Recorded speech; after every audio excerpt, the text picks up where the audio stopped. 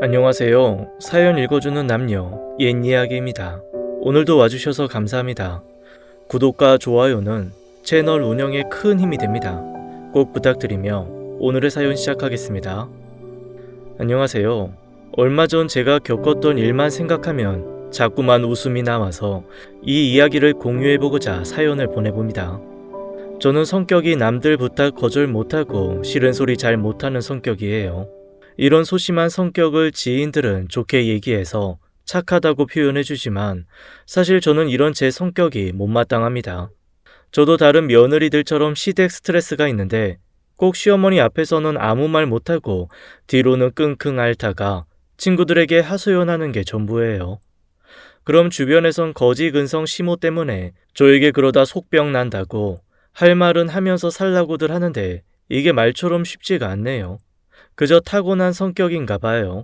반면 저희 시어머니는 자기 주장이 강하시고 타인의 시선은 크게 신경 쓰지 않으시는 분이세요. 그 때문에 저는 시어머니의 말과 행동에 상처받을 때가 많았어요. 특히나 돈 문제에 있어서 시어머니는 너무 대놓고 요구를 하세요. 저희 친정 엄마는 나이 들수록 자식들한테 폐 끼치면 안 된다는 주의셔서 평소에 건강관리도 철저히 하시고 용돈 달라거나 돈 얘기는 꺼낸 적이 한 번도 없으신데 저희 시어머니는 그와는 정반대이십니다. 얼굴 볼 때마다 돈 많이 벌어서 용돈 달라는 말씀하시는 건 애교고요. 시댁에 방문할 때면 TV 화면이 나오다 안 나오다 한다는 등 냉장고에 넣어둔 야채가 자꾸 언다는 등 지속적으로 얘기하세요. 시집 와서 아무것도 모르던 시절엔 남편 시켜서 가전제품 새로 바꿔드렸었는데 그 후로도 끊임없이 가구며 물건까지 자꾸 사달라고 요구하시는 게 많아지시니 이제는 감당이 어려운 지경에 이르렀어요. 저도 물론 저희 집 형편이 여유롭고 안정적이면 해달라고 하시는 것 다 해드리고 싶지만 남편은 개인 사업하는 사람이라 매달 수입이 일정치 않아요. 게다가 요즘 같은 경기 불황에는 손가락 빨아야 하는 달도 생기곤 합니다. 저번 명절에는 남편 하는 일이 어려워져서 용돈도 못 챙겨드리게 되었어요. 대신 2플러스짜리 한우를 선물로 들고 갔죠. 그런데 친척들 다 모여 계신 데서 며느리가 용돈 한 푼 안 준다 며 저에게 핀잔을 주시는데 정말 너무 서운하더라고요. 그동안 제가 시댁에 바꿔드린 가전 가구만 해도 웬만한 신혼부부 신혼살림 가격은 들어갔을 거예요.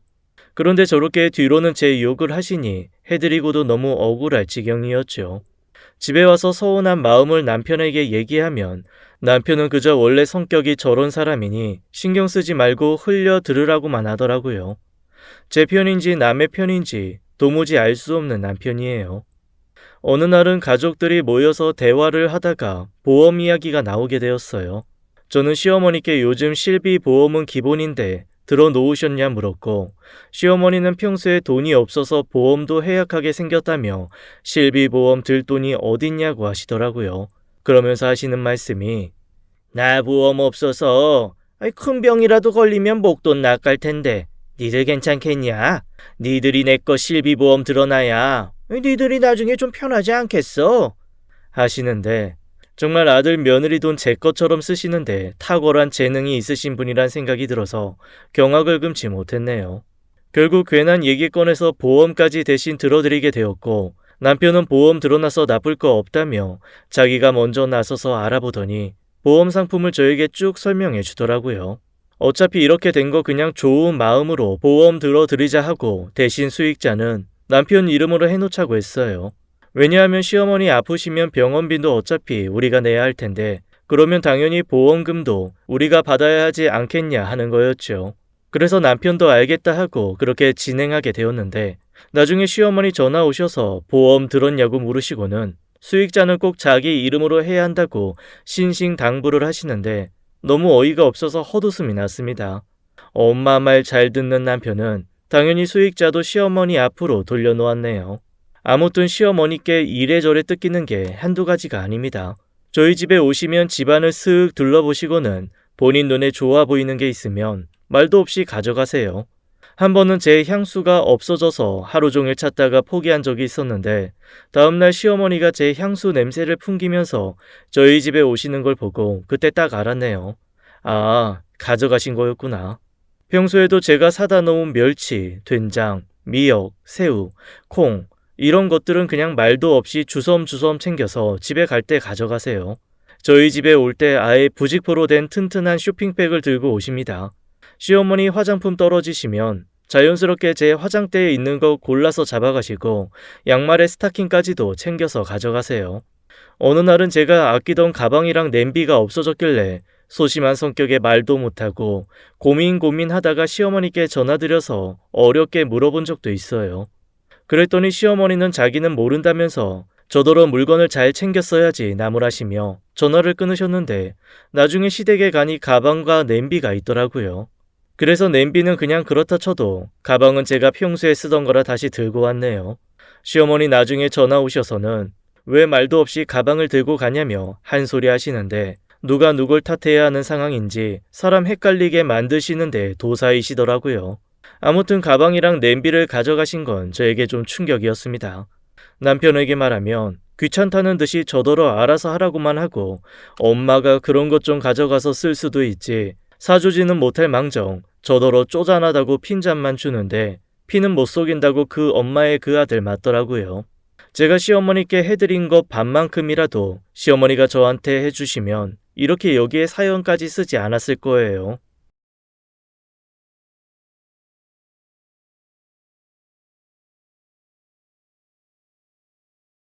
지금껏 시어머니께서 해준 것 중에 제일 크게 해주신 게 아이 태어나고 돌 때 금반지 해주신 거예요. 새 돈짜리 금팔찌 해왔다고 하루 종일 큰 소리 뻥뻥 치시고 어느 시어머니가 손주 돌 때 새 돈씩 해주니 너는 좋은 시어머니 둬서 좋겠다 하시며 돌아가셨어요. 그러다 나중에 선물 들어온 금들 정리해서 하나로 뭉치려고 금은방에 물어보니 새 돈이 아니라 한 돈 반짜리라고 하더라고요. 어쩐지 새 돈이라 하기엔 너무 가볍게 느껴졌었는데 그러면 그렇지 하고 말았습니다. 친정 부모님과 다 같이 식사할 때도 늘 저희 친정아빠가 계산을 하시고 시어머니께서 계산하신 적은 단 한 번도 없어요. 제 생일날에 딱 한 번 떡볶이 사주신 거 빼고는 말이에요.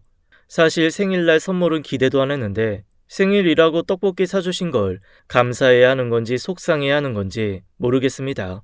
겨울엔 난방비 아깝다며 정말 추울 때만 트시는데 평상시 집 온도가 10도예요. 제 아들이 아기적일 때에도 겨울에 놀러 가면 한두 시간 보일러 돌려주시는데 그때 말고는 정말 보일러 트시는 걸 거의 못 본 것 같아요. 주택이라 진짜 춥고 시댁에 다녀오면 감기 몸살에 걸려서 알아 누워요. 환경보호에 한몫하시는 시어머니가 새삼 존경스럽습니다. 그랬던 시어머니가 저희 집 근처 신축 빌라로 이사를 오시게 되었어요. 그동안 헌집에서만 사신 게 한이시라며 새 집에서 살아보고 싶다고 노래를 부르셨고 마음 약한 남편이 대출까지 내어서 집을 얻어드렸네요. 그 과정에서도 남편과 신경전이 있었지만 결국 시어머니 뜻대로 하게 되었죠.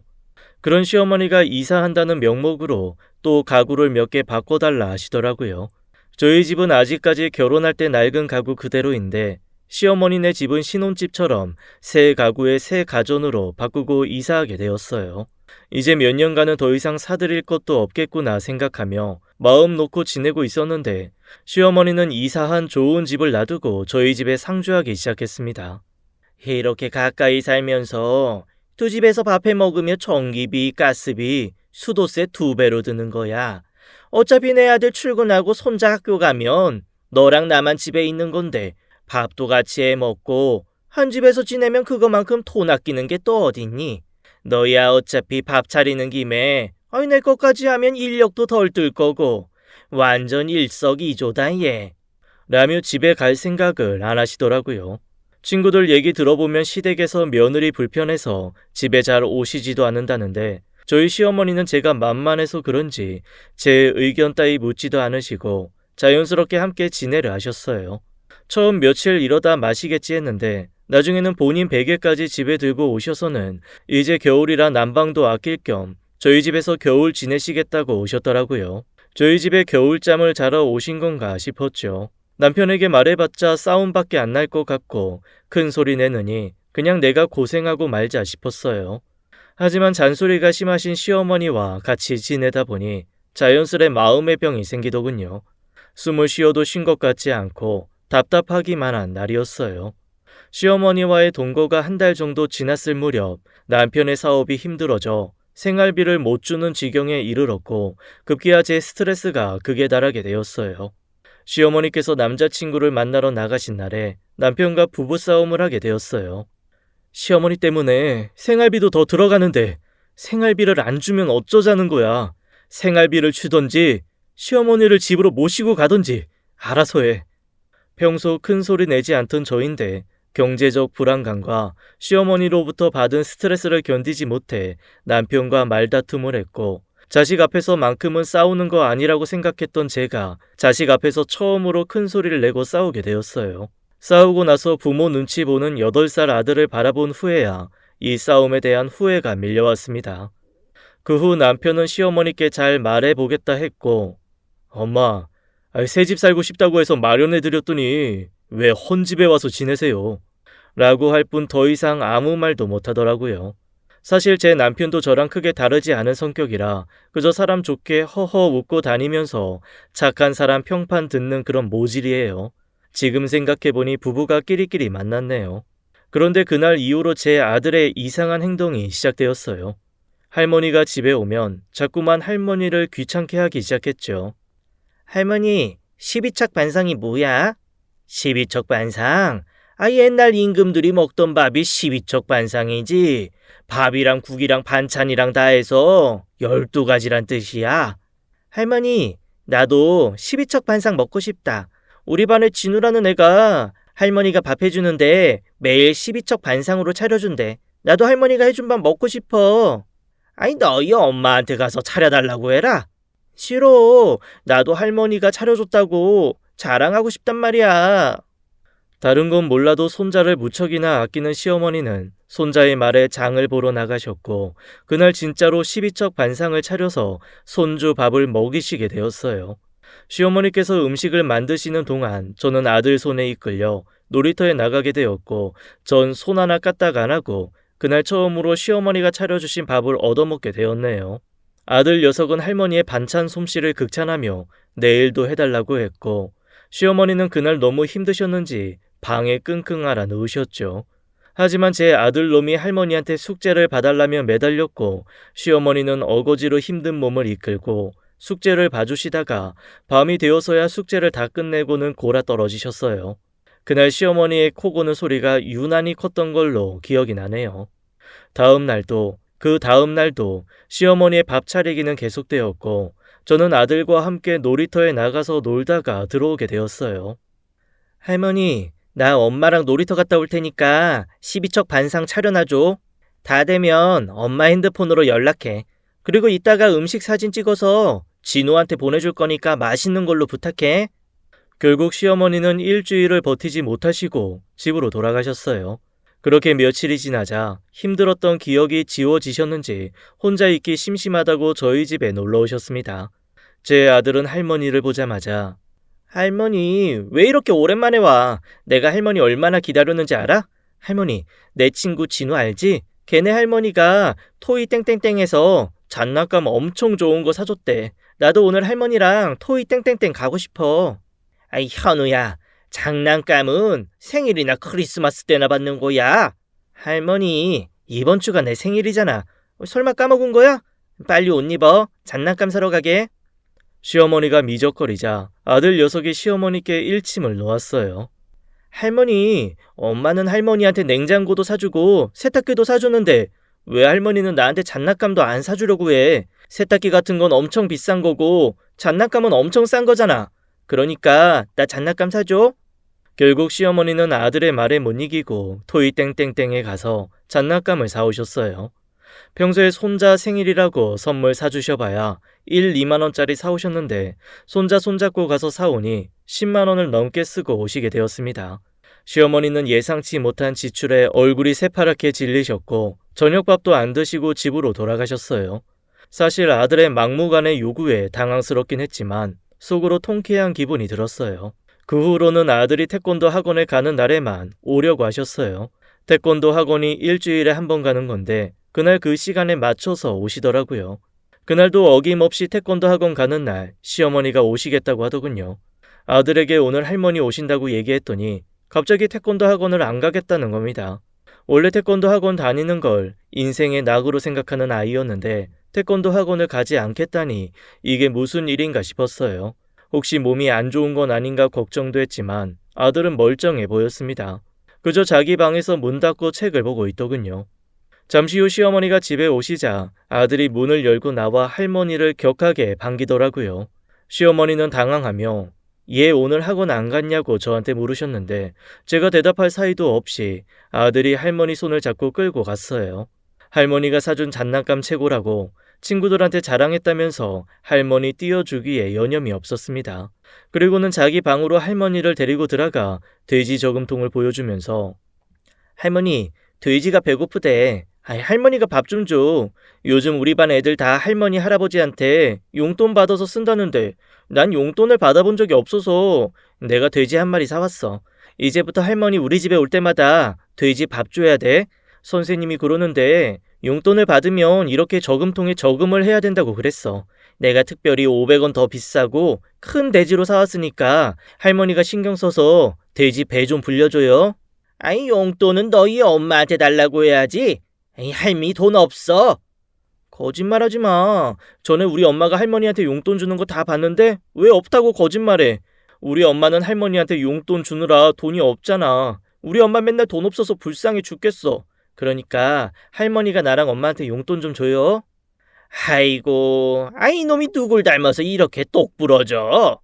시어머니는 마지못해 10,000원짜리 한 장을 꺼내어서 돼지 저금통에 넣어주셨어요. 그리고 아들의 닭달에 저에게도 용돈을 주시는데 시어머니의 못마땅해 하는 기색이 역력했네요. 그날 처음으로 시어머니께 용돈 5만원을 받아보았습니다. 처음에 시어머니가 10,000원짜리 한 장을 내밀었는데 아들이 어른들은 5만원을 줘야 한다고 해서 마지못해 주신 거죠. 시어머니는 돈 쓴 게 아까우셨는지 저녁까지 먹고 가겠다 하셨고 평소보다 2배는 더 드시고 집으로 돌아가셨어요. 뷔페에 본전 뽑고 나가려는 손님 같았습니다. 그 이후로 저희 집에 한 달에 한 번이나 올까 말까 하게 되었습니다. 그러다 시어머니 생신 때가 되어서 시댁에 가게 되었어요. 저는 남편과 시댁에서 먹을 음식을 챙겨 들고 걸어서 5분 거리인 시댁으로 향하게 되었죠. 그런데 아들이 학교 가방을 메고 할머니네 가길래 가방을 왜 메고 가냐고 물으니 아들은 그럴 일이 있다고만 둘러대고 말았어요. 저는 아들이 할머니네 가서 숙제 봐달라고 하려나 하나 보다 했습니다. 그렇게 도착한 시댁에서 저녁을 먹고 설거지를 하는데 아들이 시어머니 집을 여기저기 기웃거리며 돌아다니는 거예요. 그리고는 할머니가 사나운 과자를 발견하고는 자기 가방에 말도 없이 넣는 거였습니다.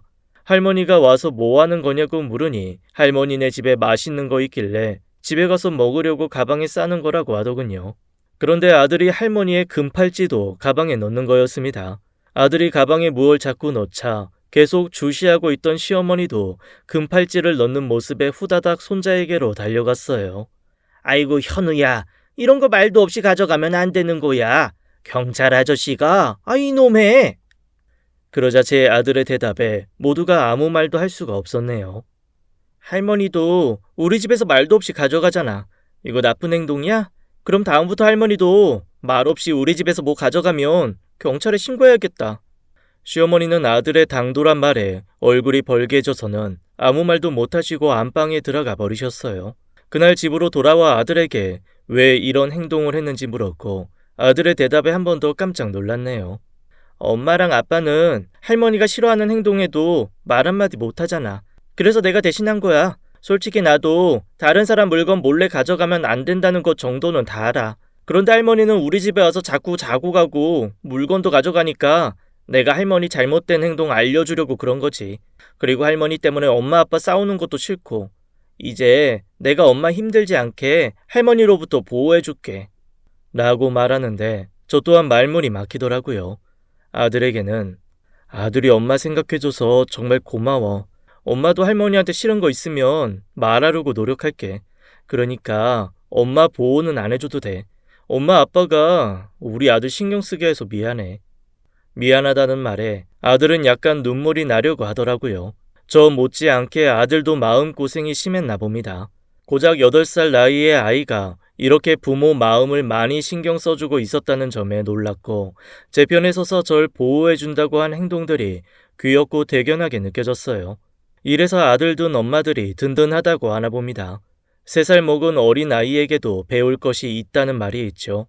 이번 일로 남편도 생각이 좀 바뀌어서 시어머니의 부당한 요구들은 들어주지 않기로 약속했어요.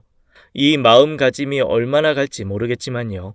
그 후 시어머니는 저희 집에서 물건을 가져가지 않으시게 되었고 저희 집의 발길도 거의 끊으신 것 같아요. 아마도 그날 일은 시어머니께도 큰 충격이었나 봅니다. 제 아들은 할 말 다 하고 사는 거 보니 시어머니 성향을 닮은 것 같아요. 잘 키워서 자기 뜻을 잘 펼치는 올바른 아이로 자랄 수 있게 제가 노력해야겠습니다. 생각만 해도 이 일을 떠올리면 웃음이 나서 여러분과 함께 이야기 공유하고 싶었어요. 건강 유의하시고 좋은 일만 가득하시길 바랍니다. 지금까지 사연 읽어주는 남녀 옛 이야기였습니다. 끝까지 함께 해주신 여러분 감사드리며 저희는 다음 사연으로 돌아올게요. 감사합니다.